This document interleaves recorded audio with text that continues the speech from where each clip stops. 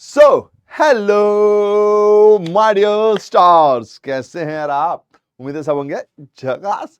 तो चलो फिर इस बात के साथ शुरू करते हैं अपना आज की क्लास। तो निको भैया आए हैं, आज क्या खास है? तो आज मैं आपके लिए ओलंपिक वैल्यू एजुकेशन यानी चैप्टर नंबर 2 लेकर आ गया हूं भैया। इसका लेक्चर नंबर 1 आज अपन करेंगे, यानी ओलंपिक्स के बारे में जानेंगे, कमिटीज के बारे में जानेंगे, उसके वैल्यू सिस्टम्स के बारे में जानेंगे।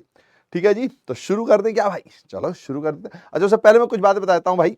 कुछ कमेंट थे कि भैया इतना सारा कैसे पढ़ेंगे, कैसे याद रखेंगे? तो यार याद रखना पड़ेगा अगर आपने एडिशनल में लिया है सब्जेक्ट तो। और कुछ लोगों का था भैया इतनी लंबी क्लास, तो देखो क्लास में हम कोशिश कर रहे हैं 30-40 मिनट के अंदर में ले आऊं, तो मैं उसको पार्ट्स में बदल रहा हूं। आपको जो लेक्चर्स मिलेंगे वो एक वीक छोड़कर एक वीक मिलेंगे। दिसंबर तक ऑलमोस्ट ये सारे कंप्लीट हो जाने चाहिए जो हमारा टाइम टेबल बनाए। और पॉइंट ये यार कि यार बैच में हो यार, तो यहाँ थोड़ा तो डिसेप्टिव होगा ही, है ना, थोड़ा सा ज़्यादा होगा। ऑफ कोर्स जो एनसीईआरटी बुक हम फॉलो कर रहे हैं वही फॉलो करेंगे तो उसी के कंटेंट होंगे, है ना। तो कोशिश ये रहेगी जो भी मेजर पॉइंट्स है वो सारे कवर ही हों, क्योंकि आप बैच में हो। जब आप मैराथन में होते हो या किसी और रिवीजन सीरीज में होते हो तो वहाँ पर शॉर्ट होता है ना यार। तो प्लीज़ इस बात की आप रिस्पेक्ट करें मतलब ये तो मुझे लगता है कि आपको रिस्पेक्ट करनी चाहिए। आप अभी से अगर ऐसा सोचेंगे कि यार बैच में भी भैया शॉर्ट ही मिले, फिर उससे और शॉर्ट मिले और शॉर्ट मिले, तो यार हम कोशिश ये कर रहे हैं कि अच्छे से अच्छे मार्क्स हैं बच्चों के। और मोस्ट इंपॉर्टेंट जो मैंने आपको बताया कि मैं चाहता हूं कि आपके अंदर ये सारे क्वालिटीज आए, तो वो तो जरूरी है कि अपन पढ़ाएं। तो प्लीज इसमें आपका सपोर्ट चाहिए। ठीक है जी, चलो अब शुरू करें भैया जी। तो लेक्चर 1 अपन कर चुके थे, यानी प्रीवियसली अपन ने पार्ट 1 में ही लेक्चर खत्म कर दिया था। अब अपन आज लेक्चर नंबर 2 यानी उसका पार्ट 1 करने वाले हैं, जो कि है भैया जी ओलंपिक के बारे में। तो सबसे पहले ये जान ले भैया ओलंपिज्म होता क्या है ना। तो भैया जी उससे पहले ये जान लो कि हम क्या क्या पढ़ने वाले हैं। तो ये जो 2 टॉपिक हैं ये हमारे आज ही हो जाएंगे, यानी लेक्चर नंबर 1 में हो जाएंगे। फिर हमारे पास हाँ एंशियंट और तो ये भैया जी लेक्चर नंबर 2 में हो जाएंगे, लेकिन इसका सिर्फ 70% होगा। फिर इसका बचा हुआ 30%, और ये हमारे पास लेक्चर नंबर 3 में हो जाएगा। ठीक है जी, ओके जी, डन है जी। तो पहले हम ओलंपिक्स के बारे में जानेंगे, इसके जो पॉइंटर्स हैं उनके बारे में जानेंगे, फिर एंशिएंट और मॉडर्न ओलंपिक्स के बारे में जानेंगे, फिर सिंबल्स, ओलंपिक सिंबल क्या है, एंथम क्या है, मोटो क्या है, वो सब हम पढ़ेंगे। और फिर उसके बाद कमिटीज या फेडरेशन के बारे में भी हम देखेंगे। ठीक है जी, ठीक है जी, ठीक है जी। तो स्टार्ट करें। तो सबसे पहले ओलंपिक्स ये क्या होता है भैया? तो देखो यार, वैसे तो अपन देखते हैं तो ओलंपिक्स में क्या देखते हैं भाई, रेस हो रही है तो एक भाग रहा है, एक दूसरे को देख रहा है और भागे जा रहा है, भागे जा रहा है, भागे जा रहा है। अगर बॉक्सिंग हो रही है तो दिशुम दिशुम दिशुम चल रही है, या वो तलवार ऐसे चल रही है, या वेट लिफ्टिंग है, या मतलब अदर अदर स्पोर्ट्स है। क्रिकेट भी आ जाए भाई, आने ही वाला है शायद, माना जा रहा है। पर देखते हैं, फिर फुटबॉल है जहां पे अपन को टैकल भी करना पड़ता है ना, ऐसे कंधे से कंधा धक्का भी देना पड़ता है। तो यानी यार वहां फुल ऑन एग्रेशन होता है भाई। तो फुल ऑन एग्रेशन होता है, इसका मतलब क्या है कि जो हमारा सामने कंपटीटर है, क्या वो दुश्मन है, क्या उसको निपटा ही दे क्या? अगर खेल रहे हैं तो बॉक्सिंग में तो अपन मारेंगे ही ऑफ कोर्स, है ना। लेकिन क्या अंदर से भी सोच लें बस इसको निपटा देते हैं, आज खत्म ही कर देते हैं खेल, ऐसा नहीं है ना। तो ओलंपिक का ये जो चैप्टर है ना, यहां पर हमें यही बात समझाई गई है कि स्पोर्ट्स के थ्रू आपके अंदर क्या क्या क्वालिटीज बिल्डअप की जाती हैं पहले तो, फिर ओलंपिक के बारे में बताया गया है। तो आज की जो हमारी क्लास है बेसिकली वो ये है कि ओलंपिक के थ्रू जो स्पोर्ट उसमें खेले जाएंगे उससे आपके अंदर कौन सी क्वालिटीज को इनकम्प्लीट किया जाएगा, यानी कौन सी क्वालिटीज आपके अंदर जागृत करने की कोशिश की जाएगी, किस स्पिरिट में ये ओलंपिक्स होते हैं, है ना। तो ये इस चैप्टर से रिलेटेड, तो ये अपन ऐसे कर रहे हैं। तो इसका मतलब ये नहीं कि अगली बार से धड़ाम देना है। ये एक स्पोर्ट्स है, रिस्पेक्ट कीजिए, कोई जीतेगा कोई हारेगा, लेकिन खेलिए, जॉय लीजिए भाई, अपने आप को एक्सीलेंस में इंक्रीज कीजिए। ये सब अपन इसके अंदर पढ़ने वाले हैं। ठीक है जी, चलो तो शुरू करते हैं। तो सबसे पहले भैया द फिलॉसफी। तो ओलंपिक्स में क्या है, एक फिलॉसफी है जिसमें यह समझाया गया है exalting and combining in a balanced whole the qualities of body, body की क्वालिटी, विल की क्वालिटी और माइंड की जो क्वालिटी है उसको भैया जी ये कंबाइन करना चाहते हैं। ठीक है जी, उसको कंबाइन करते हैं और उसको बैलेंस्ड अप्रोच में लेकर आगे बढ़ते हैं। Blending the sport with cultural and education, ये चाहते हैं कि स्पोर्ट्स भी कल्चर और एजुकेशन का हिस्सा बन जाए, समझ रहे हो, उसका अंदर का पार्ट बने। सो ओलंपिज्म सीक्स टू क्रिएट अ वे, एक वे क्रिएट करना है लाइफ के लिए based on the Joy found in the effort, है ना, कि आप एफर्ट्स में जॉय फाउंड कीजिए। एफर्ट्स में खेलना पड़ता है, दौड़ना पड़ता है, दौड़ने का मन नहीं करता है भैया जी आप लोगों का, है जो लोग नहीं दौड़ते हो या नहीं वॉक करते हो, करो भाई करो, उसमें भी एक जॉय है भाई, मजे लो भाई जिंदगी के, है नहीं तो ठीक है जी, खेलो, खेलने का एक अलग ही मजा है। फिर educational value of good example and respect for universe fundamental ethical principles, इन्हीं सबको देखकर इन्होंने ओलंपिज्म का पॉइंट रखा है ना। तो ओलंपिज्म का बेसिक मतलब 3 words, body, mind and will, body, mind and will. ये 3 वर्ड्स आपको याद रखने हैं ना। इनकी बैलेंस्ड अप्रोच हमें फॉलो करनी है और स्पोर्ट्स के थ्रू आपको जॉय लेना है भाई। जॉय, जॉय कह रहे हाँ भैया किंडर जॉय लेते थे किंडर जॉय नहीं, जॉय, खुशी वाला जॉय। बट मैं दुखी होके कहूंगा हमने तो वो भी नहीं खाया यार, हमारे टाइम पे था ही नहीं। चलो कोई नहीं। ओके जी, तो ये ओलंपिज्म का बेसिक पर्पस है ना। अब इसके कुछ पॉइंट्स हैं। It is developed and endorsed by the international Olympic committee. ये प्लीज आपको ध्यान रखना है। वैसे मैं इतनी बार इस चैप्टर में अपन सुनेंगे ये वर्ड, क्योंकि थर्ड लेक्चर में इसी के ऊपर बातचीत होगी, तो आपको याद भी रहेगा। लेकिन ध्यान रखना, आईओसी हमारे पास मेन बॉडी है जो इन सब चीजों में ध्यान रखती है। इनका काम क्या है भैया जी? It promotes friendship, respect, fair play, sportsmanship, है ना। ये कोशिश करते हैं कि स्पोर्ट्स के थ्रू, स्पोर्ट्स एक्टिविटी के थ्रू आपके बीच में दोस्ती बढ़े, रिस्पेक्ट बढ़े, फेयरनेस बढ़े, है ना, स्पोर्ट्समैनशिप बढ़े एंड स्टैंड अगेंस्ट डिस्क्रिमिनेशन। आपने देखा होगा, अगर आप फुटबॉल देखते होंगे ना, तो उसमें ना रेशिस कमेंट बहुत होते हैं, तो सारे फुटबॉलर्स एक साथ आते हैं, है ना, उसके अगेंस्ट बोलते हैं, टीम एकदम खड़ी होती है। और कभी कभी आप देखते होंगे कि क्या बोलते हैं, मतलब मान लीजिए कोई हादसा हो या कुछ हो तो लोग ब्लैक पट्टीज पहनते हैं ना, तो ये कहीं ना कहीं एक टुगेदरनेस, एक स्पोर्ट्समैन स्पिरिट की बात है ना। नाउ तो स्पोर्ट्स से आपको डिस्क्रिमिनेशन तो करना ही है भाई। अब डिस्क्रिमिनेशन मतलब क्या? तो भैया जी चाहे जेंडर हो, रेस हो, रिलीजन हो, नेशनलिटी हो, है ना, कास्ट हो, इन सब चीजों से ऊपर उठ के सोचना है। The goal of Olympic movement, Olympic का जो मेन गोल है वो क्या है भैया जी? To contribute to build a peaceful and better world by educating youth through sport, है ना। एजुकेशन सिर्फ पढ़ाई लिखाई से थोड़ी आती है, स्पोर्ट्स से भी तो आती है ना। वहां से भी तो लोग एजुकेट होते हैं, वहां से भी तो लोगों के अंदर इथिकल वैल्यूज डेवलप की जा सकती हैं। तो यही इनका बेसिक काम है, ठीक है जी, यही इनका बेसिक काम है।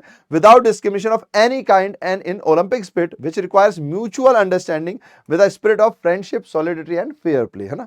तो कोशिश ये लोग यही करते हैं भैया जी कि हम आपस में कंपीट करेंगे लेकिन फेयरली करें। इससे एक सॉलिडिटी बने, एक फ्रेंडशिप बने, है ना, एक दूसरे के लिए प्रति रिस्पेक्ट बने। द्वेष भावना ना है कि इसने मुझे हराया तो अब की बार तो देखना ऐसा ना हो, समझ रहे हो? ठीक है जी। चलिए, अब कुछ फंडामेंटल प्रिंसिपल्स हैं जिसमें से कुछ पॉइंट्स अपन ने पढ़ ही लिए हैं। तो देखिए, जैसा पहला पॉइंट है, ओलंपिज्म इज अ फिलॉसफी, जहां पे भैया बैलेंस्ड क्वालिटी बॉडी, विल और माइंड के बीच में है।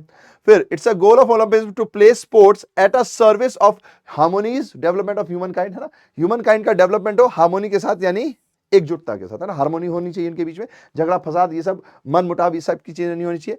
With a view to promoting a peaceful society concerned with a preservation of human dignity, ताकि ह्यूमन डिग्निटी भी मेंटेन रहे, पीसफुल सोसाइटी बने। अब ये देखो, ये इंपॉर्टेंट वर्ड्स जहां जहां मैं लाइन खींच रहा हूं ना, देखो इन सबको ना आप याद कर लो और कुछ 4-5 वर्ड्स के थ्रू सेंटेंस बना लेना, तो आपके लिए आसान हो जाएगा। वरना आपको लगेगा इतनी सारी थ्योरी है, इतनी सारी थ्योरी, तो यार ये तो आपको लगता ही रहेगा फिर।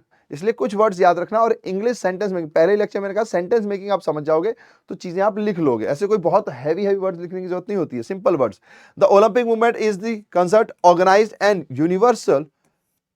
universal and permanent action carried out under the supreme authority of IOC of all individuals and entities who inspired by the values of Olympism, है ना।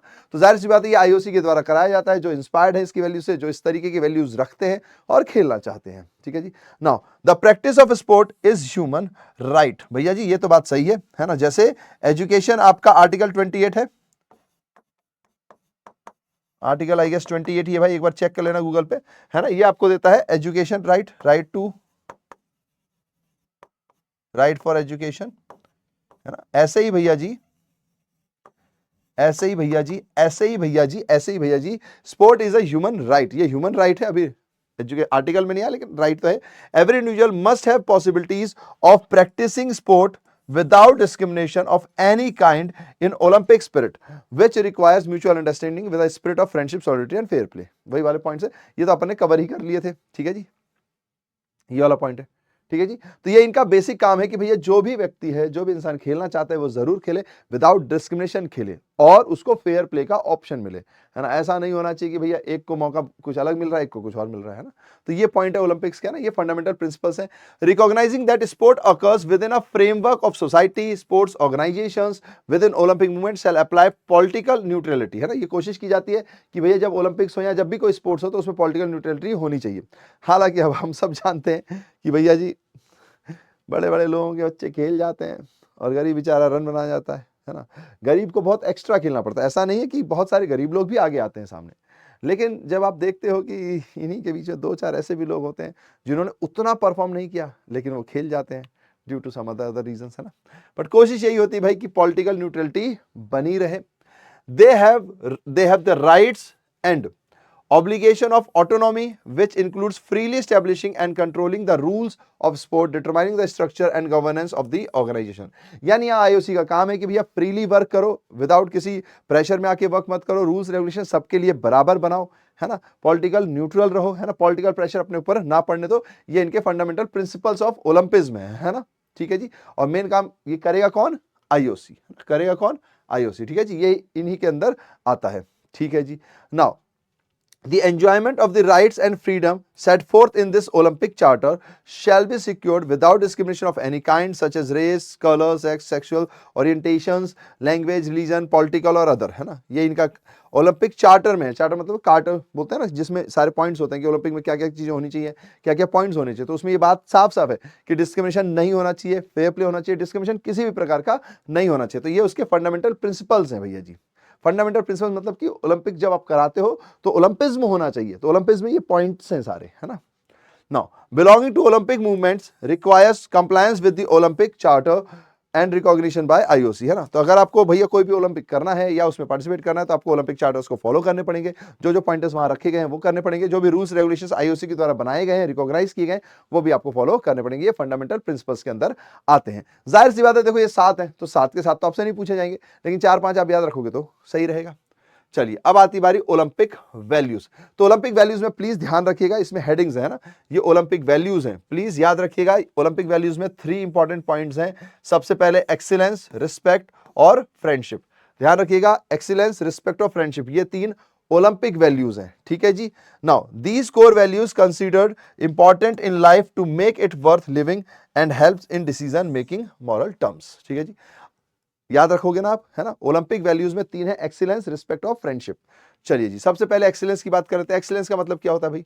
अपने आप को एक लेवल पुश करना, अपने बेस्ट निकालना। देखो भैया जी, उसैन बोल्ट जी थे भाई, बहुत खतरनाक रेसर थे भाई, ऐसा दौड़ते थे कि 10 सेकंड के अंदर आ जाते थे, है ना। उनका जो मैक्सिमम रिकॉर्ड है वो शायद 9 सेकंड 68 मिली ऐसे कुछ करके है। तो भैया जी, क्या अगर उसैन बोल्ट 9 पॉइंट में सबसे बेस्ट उनका है तो क्या हर बार उससे ऊपर ही जाएंगे? नहीं। लेकिन क्या कोशिश भी ना करें? कोशिश तो करेंगे ना। हो सकता है भाई कोई 12 सेकंड में 100 मीटर दौड़ता होगा, तो उसकी कोशिश होनी चाहिए 12 से और कम में हो जाए, है ना। तो यानी स्पोर्ट्स आपकी मदद करता है आपकी एक्सीलेंस लाने में, आपके अंदर के हिडन टैलेंट्स को बाहर लाने में, जो आप हो उससे एक एक्स्ट्रा बनने में, है ना। तो एक्सीलेंस के जो भाव है वो आपके अंदर आता है ना। इसका मतलब ये नहीं है कि भैया जी आपको टॉप को हराना है। एक्सीलेंस मींस अपना बेस्ट करना है। अपन नहीं कहते कि भाई अपने आप को देख भाई, अपने आप को देख, अपने आप का कल आज उससे बेहतर कर, कल से बेहतर आज कर, आज से बेहतर आगे वाला कल कर। इसके बारे में सोच, ये मत सोच के अरे उसके ऐसा हो रहा है, उसके ऐसा हो रहा है। तो ये एक्सीलेंस का पॉइंट है। Excellence means doing the best we can on the field of play or in our professional life. The important thing is not winning. Important thing यहां not winning नहीं है, मतलब कि जीते नहीं, ये नहीं है कि हमें जीतना ही है, जीतना ही है, जीतना ही है, but taking part, making progress and enjoying the healthy combination of body, will and mind. ये तीनों लाइन भैया याद रखना, ये तीनों वर्ड्स, है ना, कि भैया जी एक प्रोग्रेस है ना, ये एक एंजॉयमेंट होना चाहिए जहां पर आप बॉडी, विल और माइंड तीनों को लगा रहे हो, है ना। ठीक है जी, आपकी बॉडी भी लग रही है, आपकी चाह भी लग रही है, आपका दिमाग भी लग रहा है, क्योंकि अगले वाले को हराना तो है ना, लेकिन अपना बेस्ट करने के लिए, है ना। अपना, हमें कल से बेहतर बनना है। It is about having an ambition in life and through determination, efforts and Perseverance reaching that goal. ठीक है जी, ये पॉइंट हो गया। चलिए अब फ्रेंडशिप, तो पहला पॉइंट कवर हो गया भैया जी, है ना। याद रखिएगा ओलंपिक वैल्यूज में था ये, है ना, ओलंपिक वैल्यूज में था ये। फ्रेंडशिप भी इससे बढ़ती है ना। जैसे देखो फोटोज भी दिख रही है भैया जी, है ना, सिर्फ विनिंग ही पॉइंट नहीं है, हालांकि इसमें मेडल है फोटोज में। यहां पर आप देखो कि फ्रेंडशिप होनी चाहिए, है ना। तो जैसे कई बार क्रिकेटर्स खेलते हैं, है ना, द्वंद्व भी हो जाती है लेकिन दोस्ती होती है। जैसे एबी डिविलियर्स के काफी अच्छे अच्छे फैंस हैं, है ना, वार्नर्स, ये सारे जो क्रिकेट्स में अपन कितनी ऑस्ट्रेलियंस कितने स्लेजिंग करते हैं, बट भाई आपस में दोस्त भी होते हैं जब इंडिया में आते हैं तो, है ना, जब आईपीएल होता है तो।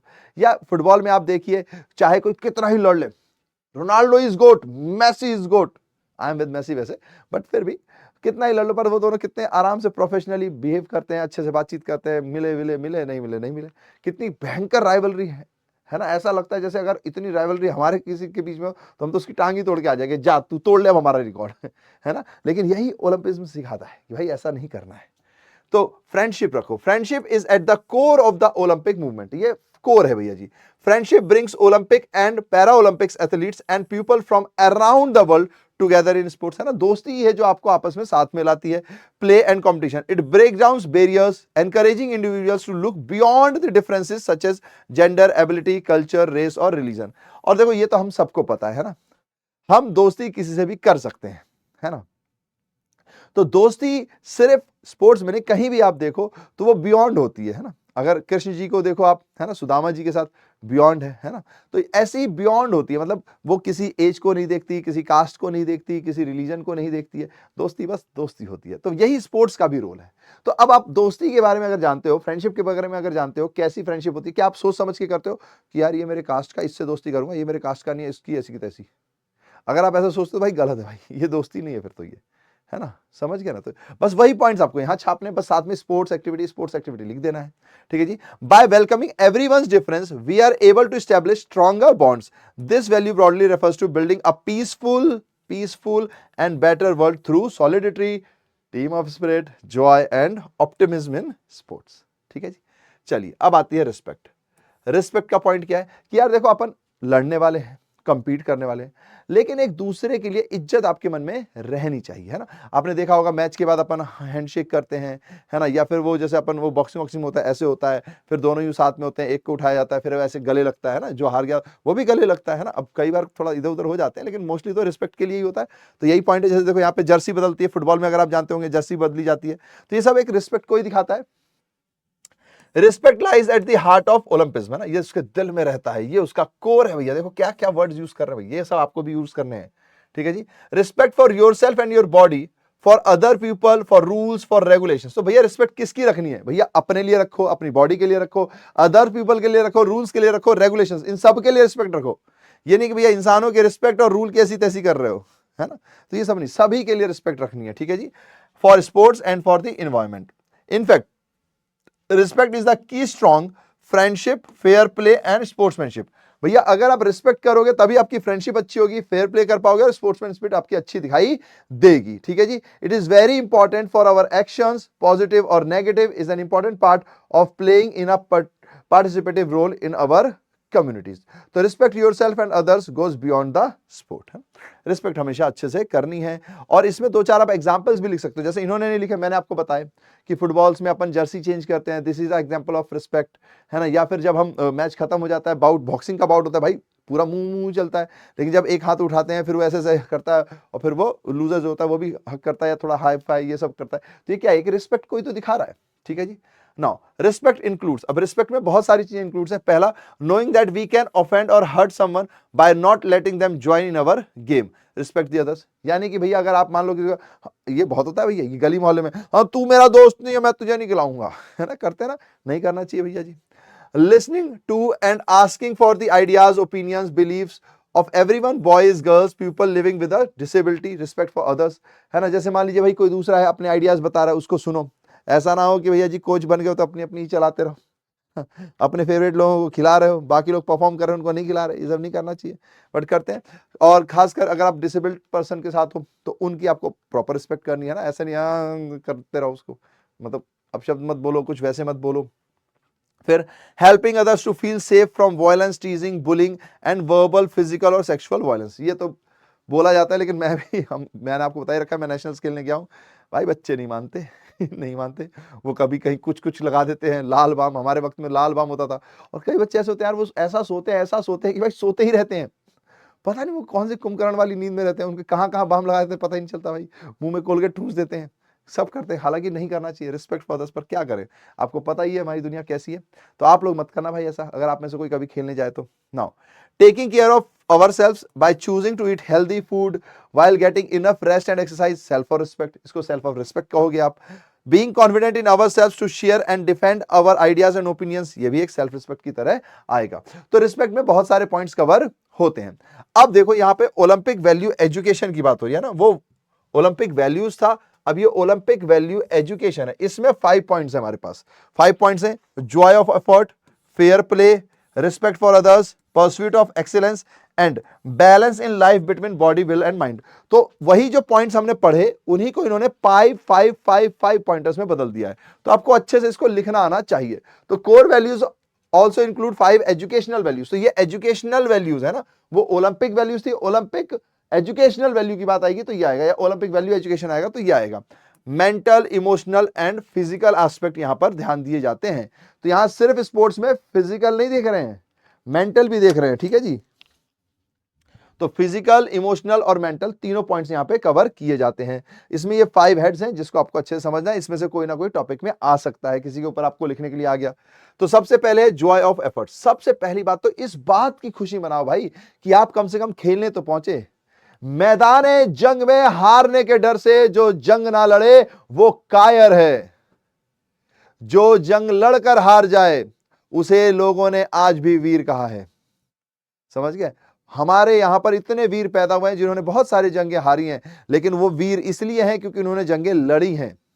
समझे? तो हार देखकर जो जंग में ना जाए वो कायर है। ठीक है जी। तो बस वैसे ही यहां पर है, पर हालांकि हम तो जंग में नहीं जा रहे, हम तो खेलने ही जा रहे हैं। तो खेलते वक्त सबसे पहली चीज आपको खुशी होनी चाहिए, यार हम खेलने जा रहे हैं भाई, मजा आना चाहिए भाई। 4 दोस्त मिलेंगे, थोड़ी गप्पे होगी, थोड़ी कुछ बातें होंगी, थोड़ा कुछ कुछ होगा, आज बोल्ड मारूंगा, आज छक्का मारूंगा। मन में इस टाइप का जॉय होना चाहिए खेलने के लिए, है ना, लड़ने नहीं जा रहे हैं। तो according to UNESCO charter, every human being has a fundamental right to access to physical education and sport which are essential for full development of his or her personality, है ना। भैया यूनेस्को तो कहता है भाई कि फिजिकल एजुकेशन सबके लिए इंपॉर्टेंट है और वो उसके ओवरऑल डेवलपमेंट में हेल्प भी करता है।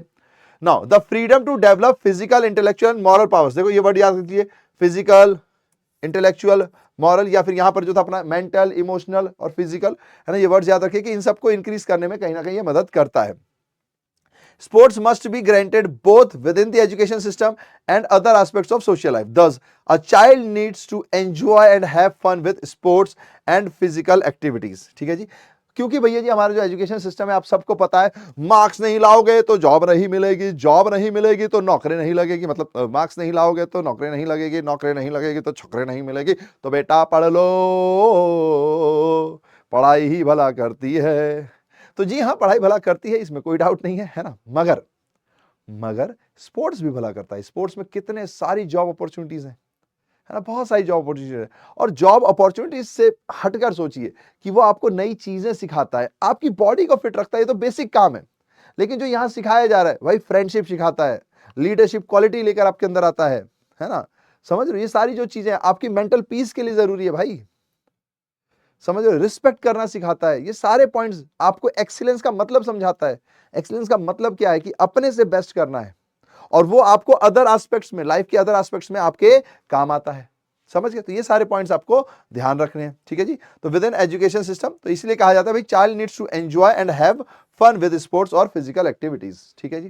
तो ये है भाई joy of efforts. Otherwise an individual if forced to over exert while playing without being given good experience to remember or cherish may develop bad memories. Sports or physical activities should be promoted with appropriate opportunity to enjoy the energy and effort with relative outcomes.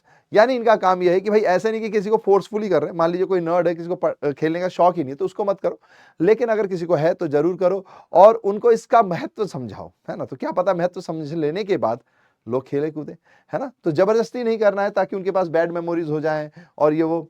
और कोशिश ये करते हैं कि जैसे बच्चा खेलने जाता है ना, तो उसको इंजरी से फ्री रखें। ऐसा गेम खिलाएं जिसमें इंजरी ना लगे स्टार्टिंग में, क्योंकि ना अगर इंजरी हो गई तो भाई उसका मन कटोच जाता है, उस साइड नहीं जाता, है ना।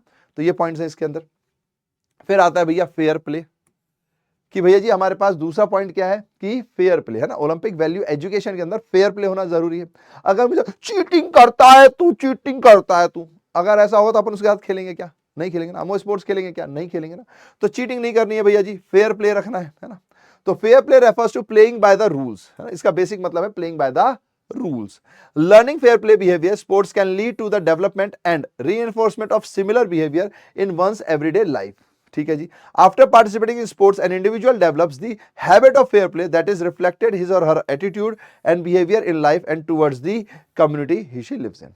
देखो यही पॉइंट है कि जब आप फेयर प्ले सिखाते हो, यानी रूल्स मत तोड़िए, उस लिमिटेड चीजों में रहकर ही जीतने की कोशिश कीजिए, तो वो अपनी लाइफ में भी ये काम करता है। हालांकि आपको पता ही है ये सब पता है कभी कभी मुझे लगता है कि यार अच्छी अच्छी बातें सिखानी चाहिए कि नहीं सिखानी चाहिए। हम बचपन से सिखाते हैं और माल पानी वो कमाते हैं जो लोग फ्रॉड करके जाते हैं और पकड़े नहीं जाते। मतलब इथिकल फ्रॉड्स एक तरीके से कहना, इथिकल नहीं, लीगल फ्रॉड्स कहना चाहिए कि भाई लीगली वो फ्रॉड नहीं है ना, तो वो लोग कमाते हैं। बट पॉइंट ये है कि यार ये बात तो सही है कि जब आप स्पोर्ट्स खेलें तो फेयर प्ले के साथ खेलोगे तो आपकी जिंदगी में भी पॉइंट्स आएंगे, फिर आप अपनी जिंदगी में भी ना फेयरली वर्क करोगे, इथिकली वर्क करोगे। ठीक है जी, तो ये यहां पर पॉइंट है। चलिए, in sports and individual follows rules, refers, referees and officials enforce rules through penalties and punishments. There are many ways through which the concept of fair play can be reflected, like shaking hands with the opponent at the end of game, appreciating the opponent's extraordinary performance. जैसे आपने देखा होगा अभी अपने रोहित शर्मा और विराट कोहली जब retire हुए थे एक बार टेस्ट मैच में, याद आ रहा आपको? टेस्ट मैच में रिटायर नहीं, जो उनकी आखिरी ऑस्ट्रेलिया वाली सीरीज, उसमें तो उसमें भाई ऑडियंस ने भाई भयंकर तालियां बजाई, ऑस्ट्रेलियन ऑडियंस ने भी तालियां बजाई, स्पेक्टेटर्स ने तालियां बजाई। तो ये क्या है भैया जी? ये एक रिस्पेक्ट है ना, एक फेयर प्ले के, वो एक कहीं ना कहीं एक फेयर प्ले का भाव है कि भाई अच्छा खेले, चलो वेरी गुड है ना। और अदरवाइज मान लो जो भी अपोनेंट वाली टीम है वो अगर किसी की देश में खेलने जाए और वहां उनको बस सुनने को ही मिले, तो फिर एक फेयर प्ले नहीं होता ना, एक एडवांटेज तो हो ही जाता है। अब देखो कभी कभी तो एडवांटेज जाता है, जैसे मान लो भाई हम ऑस्ट्रेलिया गए, वो हमें स्लेजिंग करेंगे थोड़ा बहुत तो ठीक है, लेकिन जब हम अच्छा खेलें तो हमारे लिए तालियां बजाएं, तो वो एक अलग मोटिवेशन है ना, दैट इज फेयर प्ले, है ना। ठीक है जी, तो यहां पर उसी पॉइंट्स की बात हो रही है। फिर आता है रिस्पेक्ट फॉर अदर्स। भैया जी रिस्पेक्ट, ये रिस्पेक्ट हमारा उसमें भी था, है ना, ओलंपिक वैल्यूज में भी था और ओलंपिक वैल्यूज एजुकेशन में भी है। Living in multicultural culture, multi culture से अपने यहाँ, है ना, world, we need to accept and respect diversity to promote peace, है ना। हमें पीस प्रमोट करना है तो हमें एक्सेप्ट करना पड़ेगा, क्योंकि अब जब हम खेल रहे हैं भैया बहुत टाइप के लोग मिलेंगे, तो अच्छा ऐसा भी ना हो कि अरे ये ऐसा कर रहा है, अरे इनके यहाँ ऐसा होता है ये तो बेवकूफ है, इनके यहाँ देखो क्या बकवास रूल्स हैं। ये सब नहीं करना है भाई, सबके रिस्पेक्ट करो, वो अपने वैल्यू सिस्टम से बड़ा हुआ है, आप अपने वैल्यू सिस्टम से बड़े हुए हो, आप खेलने के लिए सामने आए हो, लेकिन एक दूसरे की रिस्पेक्ट करना जरूरी है, उनके वैल्यू सिस्टम की भी रिस्पेक्ट करना है। ठीक है जी, जैसे फोटोज में देखो दिख रहा है ना, लड़ने वाले हैं थोड़ी देर बाद, लेकिन या लड़ चुके तो नहीं लग रहा है लड़ने वाले, बट देखो कितने हंस के मिल रहे हैं, हाँ भाई आज तेरे को पटक दूंगा मैं। We should appreciate the worth of all peoples and all cultures, irrespective of race, age, gender, ability. Violence is not the best way to solve conflicts. This acceptance can be achieved through sport, because a sport team may consist of people from different cultures, all focused on one goal, that is victory for the team. है ना, तो यानी कि ये एक तरीके से जब आप स्पोर्ट्स खेलते हो ना, तो ये सारी चीजें आपके साथ आती हैं, क्योंकि स्पोर्ट्स में खासकर टीम में, अगर इंडिविजुअल है तो नहीं, लेकिन जब टीम गेम होता है, टीम स्पोर्ट्स होते हैं, तो उसमें बहुत सारे अलग अलग लोगों के होते हैं। जैसे अपनी इंडियन टीम ही है, कुछ नॉर्थ से हैं, कुछ साउथ से हैं, है ना, कुछ वेस्ट से हैं, कुछ ईस्ट से हैं, तो सब मिलकर खेलते हैं भाई, है ना, सब मिलकर खेलते हैं, तो सब अपने अपनी सिस्टम को समझते हैं और सबका गोल क्या होता है भाई, टीम को जिताना, और एक दूसरे की सब रिस्पेक्ट करते हैं। अगर मान लो भाई टीम स्पिरिट में सब एक दूसरे को मारने लग जाए, है ना, एक दूसरे गरियाने लग जाए, तो टीम कैसे जीतेगी? नहीं जीतेगी ना। ठीक है जी, तो यही सारे पॉइंट्स हैं। तो ये स्पोर्ट्स आपको सिखाता है, क्योंकि मान लो आप ये काम नहीं करते, आप दूसरों से चिढ़ने वाले हो, जलने वाले हो, लेकिन अगर आप स्पोर्ट्स खेलने लगोगे ना, तो आपके अंदर वो बिहेवियर डेवलप हो जाएगा कि भाई रिस्पेक्ट सबकी करनी है, जलना वलना नहीं है, क्योंकि धीरे धीरे आपकी परफॉर्मेंस खराब होगी तो आप निकल लोगे। और अगर आपको अच्छा परफॉर्मेंस चाहिए तो यूनिटी चाहिए, है ना, टीम में तो ये है ही, तो वहां से रिस्पेक्ट भी लर्न होती है। फिर sports person and educators have an important role in this process of acceptance and respect for cultural differences has to be taught. Racism and intolerance are often a result of ignorance and fear, क्योंकि देखो ये माना जाता है कि जो racism है या जो भी आप डिस्क्रिमिनेशन करते हो ना कहीं इग्नोरेंस और फियर के डर से ज्यादा होता है। ठीक है जी, तो understanding and acceptance of difference develops when people live, work and play together. तो ये जो डिफरेंसेस है कब खत्म होंगे, है ना, आपको मान लीजिए किसी से डर लगता है या किसी की बातों से ये लगता है या वो लगता है, तो जब एक साथ खेलने लगो, एक साथ रहने लगो, है ना, कई बार हमें होता है कि अरे ये तो ऐसे होते हैं, जैसे एक डायलॉग चलता है, एक बिहारी 100 बीमारी, अरे भाई रहकर देखो सारे लोग ऐसे नहीं है। और दूसरी चीज ये है, जैसे कोई कुछ मान लो किसी के ऊपर कोई किसी ने और ने कुछ कह दिया, जैसे कहते हैं ना कि बंगाल में लोग तांत्रिक मतलब थोड़ा लड़कियों के लिए बोल देते हैं कि वो काला जादू करती हैं, ऐसा सच थोड़ी है यार, है ना, ये तो अपन क्या दूर से किसी ने कुछ कहीं किसी ने किया होगा, वो बंगाल से रिलेटेड होगा तो लोगों ने फैला दिया, है ना, या फिर मान लीजिए किसी बिहार के लोगों ने कहीं किसी कुछ कुछ गलत किया होगा, जबकि उनके साथ ज्यादा गलत होता है, लेकिन कभी कर दिया होगा किसी ने, फैला दिया लाइन, है ना। तो ये सब लाइनें, ये सब जो सोच है, ये सब कब खत्म होगी? ये तब खत्म होगी जब आप उनके साथ रहना शुरू करोगे, है ना, सिंपल सा कॉन्सेप्ट है। ठीक है जी।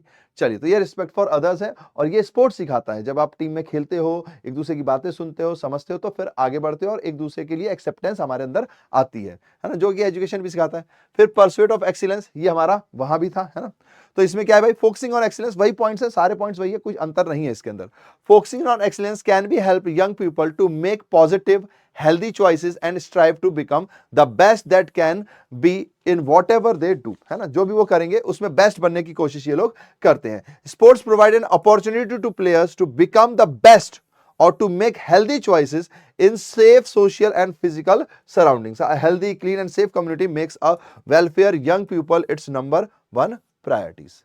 ठीक है जी। एक्सीलेंस का मतलब क्या है? वही पॉइंट है कि आप अपने से बेस्ट बनो, ये यहां पर समझाया जाता है। इसमें आप अपनी हेल्थ को भी प्रायोरिटी देते हो, अपने इमोशनल एस्पेक्ट्स को भी प्रायोरिटी देते हो, अपनी बॉडी को प्रायोरिटी देते हो। आपको पता है, खेल लेने के बाद बॉडी को रिलैक्सेशन, है ना, बॉडी का जो क्या बोलते हैं कामनेस बहुत जरूरी होता है। जैसे हम फुटबॉल खेलते थे, तो फुटबॉल खेलने के बाद आप कितना ही, क्योंकि फुटबॉल तो एक बहुत हैवी टास्क वाला गेम है, उसके बाद वो बैठेंगे, पाँव को ऐसे ऐसे करेंगे, स्ट्रेचिंग करवाएंगे, है ना, ताकि बॉडी रिलैक्स हो सके।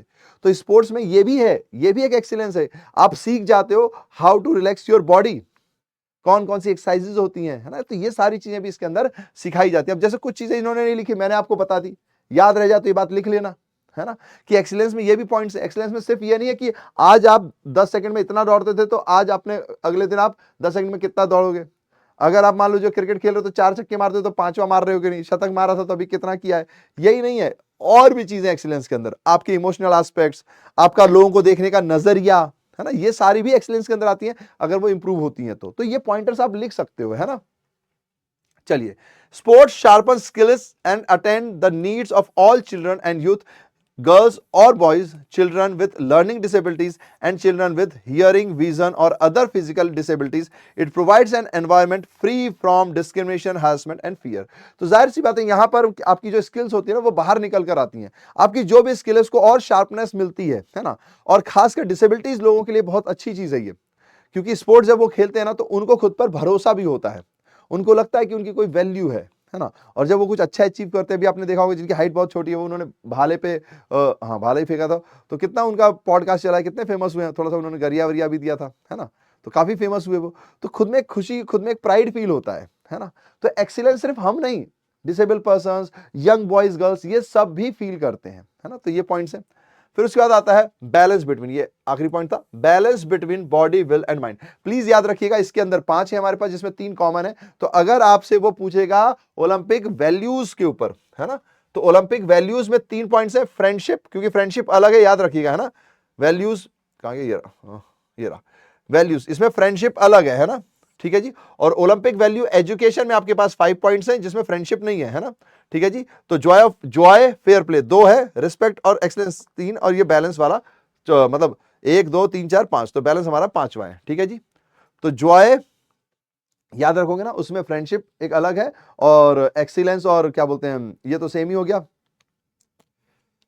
फ्रेंडशिप एक्सीलेंस, मैं भूल जाता हूं, फ्रेंडशिप एक्सीलेंस एंड रिस्पेक्ट, हाँ, friendship excellence and respect, friendship excellence and respect. तो इसमें हमारा फ्रेंडशिप अलग हो गया, एक्सीलेंस और रिस्पेक्ट इधर हो गया। फिर उसके बाद आपका जॉय और फेयर प्ले 2, और 2 ये 4, और 5वां हमारा बॉडी, माइंड और इमोशनल एस्पेक्ट्स को जोड़ते हुए, ठीक है जी, मतलब बॉडी, माइंड और विल, ठीक है जी। तो ये हमारा 5वां टॉपिक है, और ये हमारा आज का आखिरी टॉपिक है। सबसे पहले एक इंपॉर्टेंट व्यक्ति का नाम याद कर लो, हो सकता है यहां से सवाल बने, तो आपको याद रखना है ना, पेरी द कुबर्टिन, ठीक है जी, पेरी द कुबर्टिन। ये कौन है भैया जी? ये पहले व्यक्ति है जिन्होंने इस बात को समझा। हालांकि इससे पहले भी स्पोर्ट्स होता था, हम नेक्स्ट लेक्चर में एंशिएंट और मॉडर्न को समझेंगे, तो वहां पर अपन बात करेंगे। लेकिन जब मॉडर्न गेम स्टार्ट हुए, तो इन्होंने पहली बार ये समझा, मतलब बहुत सालों के बाद एक तरीके से, understood that an international revival of Olympic games would stimulate interest in sports and physical activity among young people। इन्होंने इस बात को सबसे पहले रिकॉग्नाइज किया कि यार ये जो इस एंशिएंट गेम्स में जो हमने खेलना चालू किया था, उसको रोक दिया है ना, उसको अगर दोबारा स्टार्ट करेंगे ना, तो ये हमारे यूथ के लिए बहुत सही है ना, उनके लिए बहुत अच्छा है। Today it was over 100 years ago the focus of the modern Olympic movement extend beyond sports, embracing cultures, artistic works, environmental awareness and education. यानी पहले ये सिर्फ इस बात के लिए स्टार्ट हुआ था कि लोगों के अंदर स्पोर्ट्स के प्रति इंटरेस्ट आए, लेकिन अब 100 साल बाद, है ना। अब लोग सिर्फ स्पोर्ट्स के लिए नहीं खेलते, ये एजुकेशन का भी एक रोल है ना, ये कल्चरल डाइवर्सिटी का भी एक रोल है ना, ये आपको बहुत सारी चीजें सिखाता है, आपकी एक्सीलेंस के लिए भी है ना। तो ये सिर्फ एक गेम नहीं है, ये उसके आगे पहुंच चुका है ना। These can play their part in helping young people to build balanced approach to life. ये आपकी लाइफ के अप्रोचेस को भी बदलते हैं ना। आपने देखा होगा विराट कोहली जी थे, हालांकि वो पहले से भी खेलते थे, बट कैसे हैवी हैवी से थे। जब वो बड़े लेवल पे खेलने लगे तो उनको समझ में आया भाई उनकी बॉडी के बारे में, तो उन्होंने उसमें कंट्रोल किया ना, एक्सीलेंस हासिल किया। भाई कब से कहते हैं वो छोले भटूरे खाए बिना रह नहीं पाते थे, है ना, अब रहते हैं। आप ऐसे एग्जाम्पल्स भी लिख सकते हो, अगर कोई अच्छा टीचर होगा ना तो वो आपको मार्क्स पक्के देगा, ठीक है, कहेगा भाई बच्चे ने यार बहुत गहन चिंतन से लिखा हुआ है, ठीक है जी। Now he believed in concept that learning happens in the whole body not just in mind. इन्हीं का मानना था कि भाई लर्निंग जो है वो होल बॉडी में होता है, सिर्फ माइंड में नहीं होता। Physical learning to took place in both body and mind, but it could not be done without will, so it is a medium of balancing body will and mind. तो इन्होंने ये कहा कि बिल्कुल सही बात है भाई, सिर्फ माइंड मतलब हिस्सा नहीं है, पूरी बॉडी ही जरूरी है, और बॉडी और माइंड के साथ साथ चाह भी जरूरी है ना। जैसे हम डेली सोचते हैं भाई सुबह उठ के पढ़ाई करेंगे, हम सोच रहे हैं, मेरा माइंड सोच रहा है, बॉडी भी कह रहा है, लेकिन चाह नहीं है मेरे अंदर, तो कैसे होगा, नहीं हो पाएगा ना, नहीं हो पाता ना। 5-5 मिनट करते करते टाइम खत्म हो जाता है ना, है ना, लग रहा है ना आपको, हाँ तो ऐसे ही होता है यहाँ पर। भैया कोई मम्मी ने काम बोल दिया, हमारी चाह नहीं है, बॉडी तो कह रही है कि अच्छा करना पड़ेगा, नहीं तो मम्मी मारेंगी, दिमाग भी कह रहा है बेटा कर ले वरना फिर प्रॉब्लम में फंस जाएगा, लेकिन चाह ही नहीं है तो हो ही नहीं पाता। तो यही इन्होंने भी समझा भाई कि सिर्फ माइंड सिर्फ बॉडी से बात नहीं बनेगी, आपके अंदर चाह भी होनी चाहिए, है ना। चाह जब तक नहीं आएगी तब तक बात नहीं बनेगी। तो इसीलिए इन्होंने कुछ ऐसा सिस्टम बनाया, मतलब ये स्पोर्ट्स को इंक्लूड किया और इसको इस तरीके से एक्सप्लेन किया कि आप समझ पाए कि भैया it is a balancing body will and mind के बीच का है, ठीक है जी। तो ये आज हमारा पार्ट खत्म होता है, 5वां था। अब हम मिलेंगे नेक्स्ट पार्ट में, जहां पे हम एंशियंट यानी कि पुराने वक्त में ओलंपिक का क्या थोड़ा सा छोटा छोटा सा रोल था, वो बड़ा इंटरेस्टिंग है वैसे, है ना। आप लोगों को इतिहास जान के और मजा भी आएगा एंशियंट टाइम पे। फिर अपन मॉडर्न टाइम में भी पढ़ेंगे और थोड़े से ओलंपिक के एंथम्स और ये सब कुछ जानेंगे, ठीक है जी। तो लेक्चर नंबर 2 में मिलेंगे कल, ओके जी। चलिए कुछ चीजें आपको याद रखनी है, 3, जिसमें फ्रेंडशिप अलग है ना, रिस्पेक्ट और एक्सीलेंस है, और इसमें आपको जॉय और फेयर वाला पॉइंट याद रखना है, और लास्ट में तो बैलेंस माइंड वाला है, ठीक है जी। Now revise the today's class, please revise कीजिए। आप बैच के अंदर हैं, उम्मीद है कि आपको कहानियों में मजा आ रहा होगा, थोड़ा थोड़ा समझ में आ रहा होगा, और थोड़ी थोड़ी चीजें याद कीजिए। सेंटेंस मेकिंग पे थोड़ा सा वर्क कर लीजिए, क्योंकि जितना अच्छा आप सेंटेंस मेकिंग रखोगे उतना आपका काम बन जाएगा, ठीक है जी, ठीक है जी। तो चले फिर, so thank you thank you thank you my dear stars, thank you for everything. And एक प्यारा सा मोटो है, have a smile, spread smiles, because smile is the biggest gift which you can give to anybody. तो मुस्कुराइए और इस मुस्कुराहट को फैलाते रहिए, इस तरीके से जीवन में जीते रहिए कि मजा आने लगे भाई, जीते जीते जॉय मिल जाए, ठीक है जी। चलो तो फिर tata tata tata, bye bye bye bye bye.